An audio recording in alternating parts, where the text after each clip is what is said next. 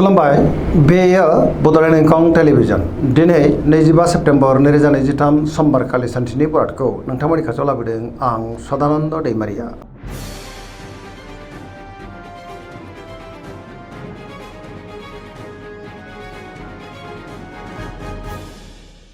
सिगां फरायनो लादों मेष राशि गिबि हांखो अ ल दिनैनि साना जोबोर मोजां गोसोखौ दिनै जोबोर गोजोननाय मोनगोन गोथों आरो गोग्गो साननो रोंगोन गियाननि आंखाल जानाय नङा सोरजोंबा दिनै बाख्नायजानोबो हागौ बयजोंबो अनजागोन आरो अनसायजागोन न'खराव अनलायनाय फैगोन बिदा फंबायनिफ्राय दिनै थोजासे हेफाजाबबो मोननो हागौ गोजोन थासारिखौ दिनै मोननो हागोन जेरावबो जाफुंसारनोबो हागौ मावनो लानाय खामानिखौ थि समावनो आरो गोरलैयैनो मावफुंनो हागोन सिगांनि बबेबा आद्रा खामानियाबो दिनै मावफुंजानो हागौ बहानिफ्रायबा मोजां खौरांबो मोननो हागौ देहाया दिनै मोजाङै थागोन रांखावरियाव मोजां बेफार फालांगियावबो मोजां होनजायो सेंग्रा सिख्लाफ्रा गावबा गावनि गोसोनि साननायखौ फोरमायलायनो हागोन आरो जोबोर रमान्टिकबो जागोन पजिटिभ एनार्जिनि गोहोम गोग्लैनोबो हागौ धोरोमारि बिथिङाव दिनै गोसो दुंखांगोन।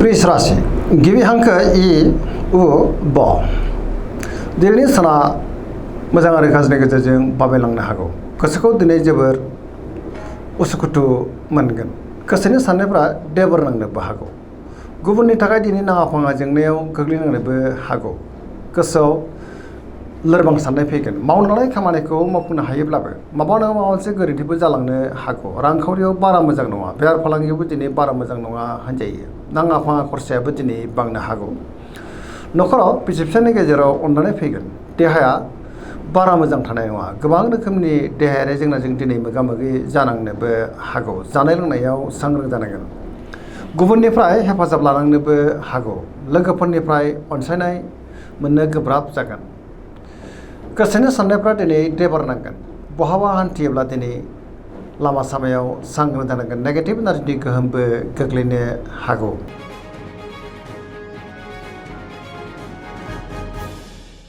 मिथुन राशि गिबि हांखो क स दिनैनि साना मोजां आरो गाज्रिनि गेजेरजों बाबेलांनो हागौ गुबुनजों मोजां सोमोन्दो लाखिनो गोब्राब जागोन सोरजोंबा रायखोमा जानोबो हागौ गोबां रोखोमनि जेंनाजों दिनै मोगा मोगि जानांनोबो हागौ बयजोंबो गोरोबनो रोंनाय नङा गोबां बिथिङावनो दिनै बेले बेजे साननायबो फैनो हागौ गोसोनि साननायफ्रा देबर नांगोन गोथों आरो गोग्गो साननो रोंनाय नङा देहाया बारा मोजां थानाय नङा गोबां रोखोमनि देहायारि जेंनाजों मोगा मोगि जानांनोबो हागौ रांखावरियाव मोजां बेफार फालांगियावबो मोजां होनजायो न'खराव एना एनिबो फैनो हागौ गोसोनि साननायफ्रा दिनै गुलाय गुजाय जानो हागौ मावनो लानाय खामानिखौ मावफुंनो हागोन अब्लाबो नाथाय माबा नङा माबा मोनसे गोरोन्थिबो जालांनो हागौ गुबुनजों मोजां सोमोन्दो लाखिनो गोब्राब जागोन लाइमोनफोरनि गोसोआ दिनै जोबोर आला खाला जानोबो हागौ आरो नेगेटिभ एनार्जिनि गोहोमबो गोग्लैनो हागौ सांग्रां जानाया गाहाम।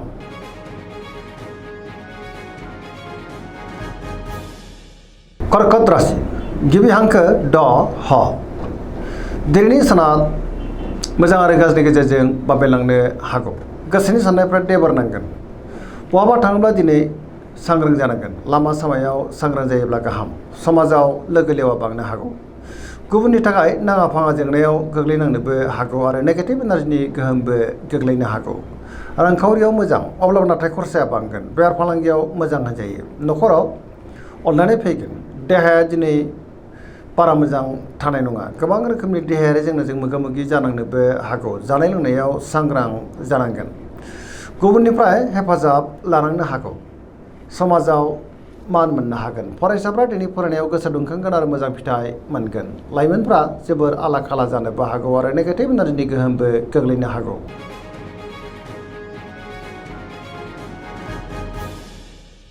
सिंह राशि गिबि हांखो म ट दिनैनि साना जोबोर मोजां गोसोखौ दिनै जोबोर गोजोननाय मोनगोन जेरावबो जाफुंसारगोन सोरजोंबा बाख्नायजानानै गोसोआ दिनै जोबोर खुसि जागोन गुबुननि थाखाय गोबां मोजां खामानि मावनानै होनोबो हागोन समाजाव लोगो लेवा बांगोन गोसोआव गोथों आरो गोग्गो साननाय फैगोन गियाननि आंखाल जानाय नङा मावनो लानाय खामानिखौ थि समावनो आरो गोरलैयैनो मावफुंनोबो हागोन सोरजोंबा बाख्नायजानानै गोसोआ जोबोर खुसि जागोन बहाबा दावबायनो एबा हान्थिनो खाबु मोनगोन आरो मोजाङैनो हान्थिनोबो हागोन रांखावरियाव जोबोर मोजां आयाबो बांनो हागौ मोननो गोनांखौबो दिनै मोननो हागौ बेफार फालांगियावबो जोबोर मोजां मुलाम्फा मोनगोन न'खराव बिदा फंबायनिफ्राय हेफाजाबखौ मोननो हागौ।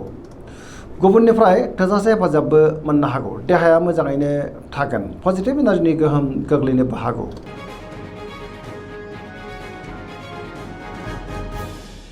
कन्या राशि गिबि हांखो प ट। दिनैनि साना जोबोर मोजां। बयजोंबो गोरोबनो रोंगोन। बहाबा थाङोब्ला दिनै जोबोर मोजां आरो मोजाङैनो हान्थिनोबो हागोन। सोरबा लोगोनिफ्राय थोजासे हेफाजाबबो मोननो हागौ। गोसोनि साननायफ्रा मोगथाङाव जाफुंनोबो हागौ। गोसोनि बोलोआबो बांगोन। पजिटिभ साननो रोंगोन। गियाननि आंखाल जानाय नङा। बहाबा हान्थिनो एबा दावबायनो खाबु मोनगोन। रांखावरियाव मोजां। बेफार फालांगियावबो मोजां होनजायो। अब्लाबो नाथाय खरसायाबो बांनो हागौ। गुबुनजों दिनै मोजां सोमोन्दो लाखिनो रोंगोन। न'खराव अनलायनाय फैगोन। लाइमोनफोरनि गोसोआ दिनै जोबोर रमान्टिक जागोन आरो गावबा गावनि गोसोनि साननायफोरखौ फोरमायलायनोबो हागोन। पजिटिभ एनार्जिनि गोहोम गोग्लैगोन। धोरोमारि बिथिङावबो दिनै गोसो दुंखांनो हागौ। गुबुननि थाखाय दिनै गोबां मोजां खामानि मावनानै होनोबो हागोन।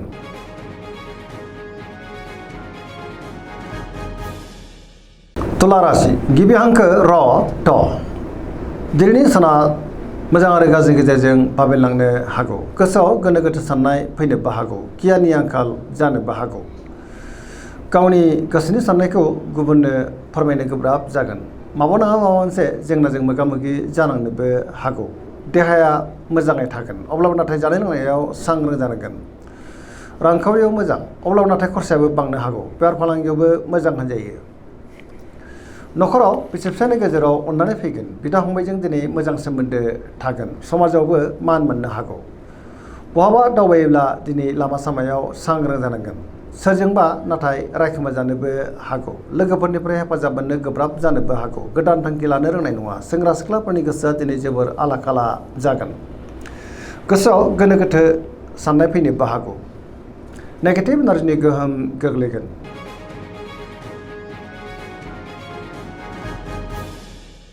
वृश्चिक राशि गिबि हांखो न स। दिनैनि साना जोबोर मोजां। बयजोंबो गोरोबनो रोंगोन। बहाबा हान्थियोब्ला दिनै जोबोर मोजां आरो मोजाङैनो हान्थिनोबो हागोन। गोसोआव दिनै पजिटिभ साननाय फैगोन। गोथों आरो गोग्गो साननो रोंगोन। गियाननि आंखाल जानाय नङा। सोरबा गोजाम लोगोजों बहाबा लोगो मोनज्लायनाय गोसोआ दिनै जोबोर खुसि जागोन। समाजाव लोगो लेवा बांनोबो हागौ। सोरबा लोगोजों बाख्नाय जानोबो हागौ। समाजाव मान मोननो हागोन। गुबुननि थाखाय दिनै गोबां मोजां खामानि मावनानै होनोबो हागोन। गोसोनि साननायफ्रा मोगथाङाव जाफुंनोबो हागौ। रांखावरियाव जोबोर मोजां। अब्लाबो नाथाय खरसायाबो बांगोन। बेफार फालांगियाव मोजां होनजायो। देहाया दिनै मोजाङैनो थागोन। गुबुनजों मोजां सोमोन्दो लाखिनो हागोन। फरायसाफ्रा दिनै फरायनायाव गोसो दुंखांगोन आरो मोजां फिथाइ मोनगोन। लाइमोनफ्रा जोबोर रमान्टिक जागोन आरो गावबा गावनि गोसोनि साननायफोरखौ फोरमायलायनोबो हागोन।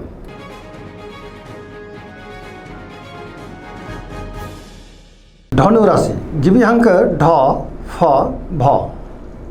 दिनैनि साना जोबोर मोजां। गोसोखौ दिनै जोबोर गोजोननाय मोनगोन। सोरजोंबा दिनै बाख्नाय जानो हागौ। बहाबा दावबायनो एबा हान्थिनो खाबु मोनगोन आरो मोजाङैनो हान्थिनोबो हागोन। गोसोनि साननायफोरा दिनै मोगथाङाव जाफुंनोबो हागौ। गोसोआव गोथों आरो गोग्गो साननो रोंगोन। गियाननि आंखाल जानाय नङा। मोनफ्रोमबो बिथिङावनो जाफुंसारनो हागौ। रांखावरियाव मोजां। बेफार फालांगियावबो मोजां। आयाबो दिनै बांनो हागौ। समाजाव दिनै मान मोनगोन। देहाया मोजाङै थागोन। न'खराव अनलायनाय फैगोन। बहाबा दावबायनो एबा हान्थिनो खाबु मोनगोन आरो मोजाङैनो हान्थिनोबो हागोन। लाइमोनफ्रा दिनै जोबोर रमान्टिक जागोन आरो गावबा गावनि गोसोनि साननायखौ फोरमायलायनोबो हागोन। धोरोमारि बिथिङावबो दिनै गोसो दुंखांनो हागौ। गोसोनि साननायफ्रा मोगथाङाव जाफुंनोबो हागौ आरो पजिटिभ एनार्जिनि गोहोमबो गोग्लैनो हागौ।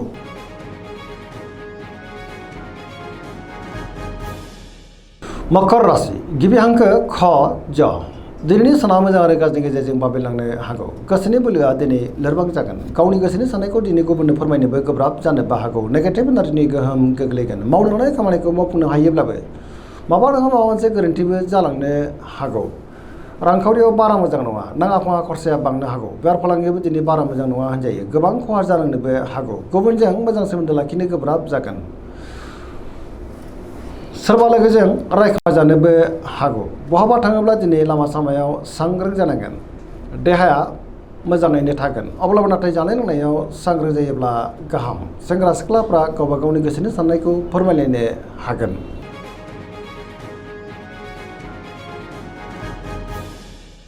कुम्भ राशि गिबि हांखो ग स। दिनैनि साना जोबोर मोजां।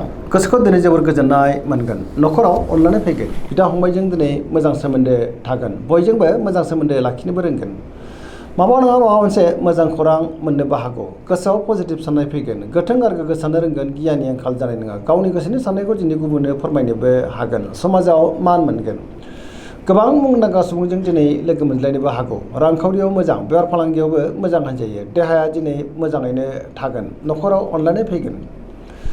गुबुननि थाखाय गोबां मोजां खामानि मावनानै गोसोआ दिनै जोबोर गोजोनगोन। सोरबा लोगोनिफ्राय थोजासे हेफाजाबबो मोननो हागौ। बिमाफोरनि अननायफोरखौबो दिनै मोननो हागोन। बहाबा दावबायनो एबा हान्थिनो खाबु मोनगोन आरो मोजाङैनो हान्थिनो हागोन। पजिटिभ एनार्जिनि गोहोम गोग्लैनोबो हागौ।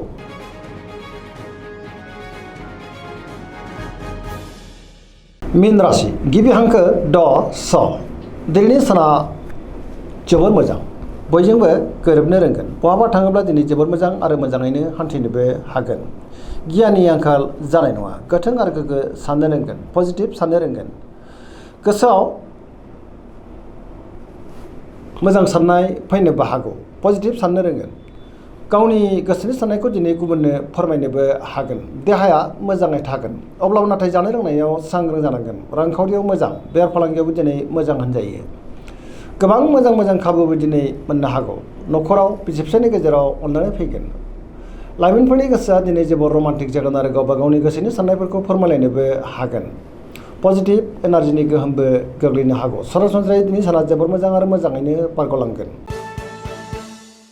दिनैनि राशि फरायनाया एसेनोसै। जोबनायाव बेखौनो खावलायो जाहाथे नोंथांमोना सानफ्रामबो जोंनि बे बड'लेण्ड इंखं टेलिभिजनखौ नायबाय थायो आरो साबस्क्राइब खालामो, लोगोसे लाइक खालामो आरो शेयार खालामो। एसेनोसै। गोजोन्थों।